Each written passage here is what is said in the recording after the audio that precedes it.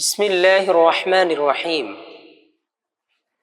এমন একটি দোয়া আছে যে দোয়াটি বাজারে প্রবেশের পূর্বে যেই দোয়া পড়লে 10 লাখ নেকি অর্জন ও 10 লাখ গুনাহ মাফ হয়। রাসূলুল্লাহ সাল্লাল্লাহু আলাইহি ওয়াসাল্লাম বলেছেন, যে ব্যক্তি বাজারে প্রবেশের সময় এ দোয়া পড়ে আল্লাহ তাআলা ওই ব্যক্তির আমলনামায় 10 লাখ নেকি দেন এবং 10 লাখ গুনাহ মাফ করে দেন। ওই ব্যক্তির জন্য জান্নাতে একটি প্রাসাদ তৈরি করেন।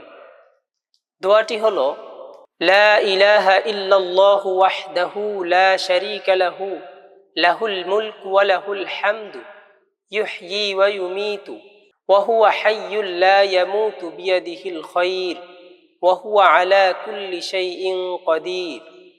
আবার বলে দিচ্ছি, লা ইলাহা ইল্লাল্লাহু ওয়াহদাহু লা শারীকা লাহু লাহুল মুলকু ওয়া লাহুল হামদু ইউহয়ী ওয়া ইউমীতু ওয়া হুয়া হাইয়্যুল লা ইয়ামুতু বিয়াদিহিল খায়র ওয়া হুয়া আলা কুল্লি শাইইন কাদির।